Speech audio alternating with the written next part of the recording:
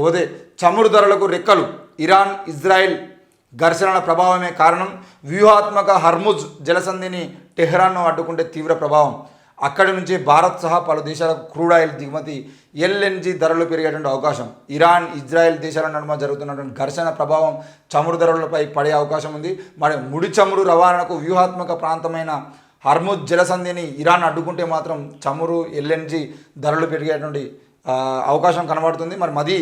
మరింత ద్రవ్యోల్బణానికి దారితీయవచ్చునని Iran Israel యుద్ధంపై విశ్లేషకులు సూచించారు.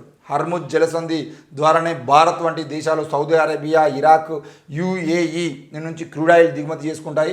ఇరాన్ ఇజ్రాయెల్ యుద్ధం గత కొన్ని రోజులుగా ముదిరింది. ఇరాన్ మొదట ఇజ్రాయెల్పై డ్రోన్, రాకెట్ దాడులు జరిపింది. అందుకు ప్రతిగా ఇజ్రాయెల్ క్షిపణిని ఆ దేశంపై ప్రయోగించింది. ఆ యుద్ధం ధర్మిలా క్రూడ్ ఆయిల్ ధరలు బ్యారెల్కు సుమారు ఎంత లేదన్నా ఎంతో కొంత పెరిగేటువంటి అవకాశాలు అయితే మొత్తానికి ఇది ఏది ఏమైనా కూడా ఈరోజు యుద్ధాలు వద్దు అని చెప్పేసి మనం ప్రతిసారి ముట్టుకునేది ఏంది అని అంటే యుద్ధం వద్దు, శాంతిగా ఉండాలి అని చెప్పేసి మనం మాట్లాడుతూనే ఉంటాం.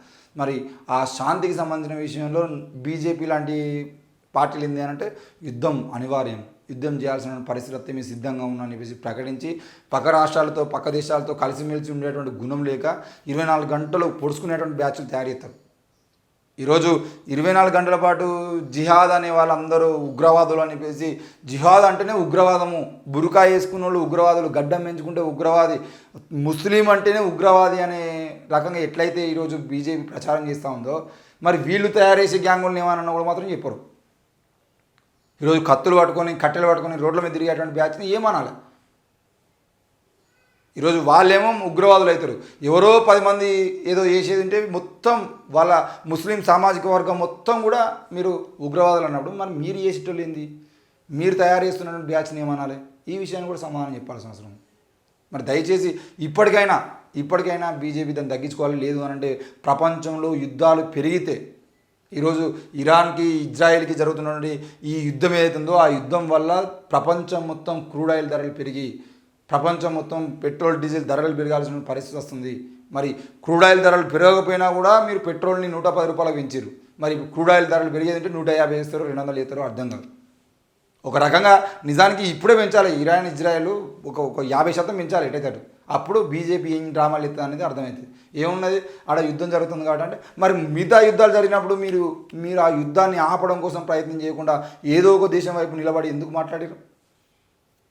యుద్ధాలు జరుగుతున్నప్పుడు ఈ యుద్ధాలు అవసరం లేదు, ప్రపంచం శాంతి కోసం మనం ప్రయత్నం చేయాలని చెప్పేసి ఐక్యరాజ్య సమితి లాంటి సమావేశాలు జరిగినప్పుడు మీరు మాట్లాడి ఉండేది ఉంటే ఈ దేశంలో భారతదేశం అనేది యుద్ధాలకు విరుద్ధంగా మాట్లాడుతుంది, అట్లా మనం శాంతియుతంగా ఉండాలని చెప్పేసి కోరుకుంటుందని చెప్పేసి మన వాయిస్ ఉండేది.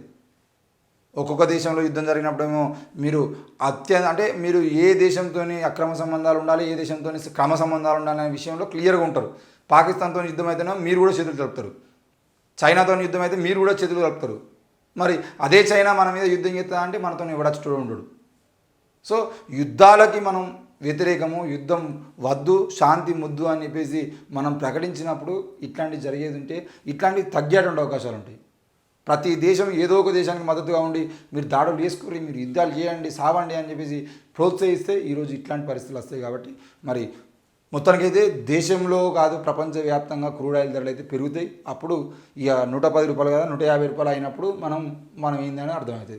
ఈ అద్దాల మేడలో కంప్యూటరైజ్డ్ కార్ల పార్కింగ్. హైదరాబాద్లోని నాంపల్లి మెట్రో రైల్వే స్టేషన్ సమీపంలో 80 కోట్ల వ్యయంతో నిర్మిస్తున్న మల్టీ లెవెల్ కార్ పార్కింగ్ భవంతి దాదాపుగా పూర్తిగా వచ్చింది. 1/2 ఎకరం స్థలంలో 15 అంతస్తులో ఈ కాంప్లెక్స్ రూపుదిద్దుకుంటుంది. ఇందులో వాహనాల పార్కింగ్తో పాటు కమర్షియల్ షాపులు, ఒక సినిమా థియేటర్ కూడా నిర్మించారు. త్వరలో ఈ అద్దాల మేడ ప్రారంభానికి నోచుకొని అంటే మొత్తానికి అయితే ఈ అద్దాల మేడ అనేది కార్ల పార్కింగ్, మనం జపాన్లో చైనాలో చూసినట్టుగా కార్లు రావడం, పార్కింగ్ చేసుకుని క్లోజ్ చేయడం, ఇట్లాంటి కొత్త టెక్నాలజీతో కట్టేయడానికి ప్రయత్నం చేస్తున్నాం. మరి ఎట్లా చేస్తారు ఏంటనే చూద్దాం.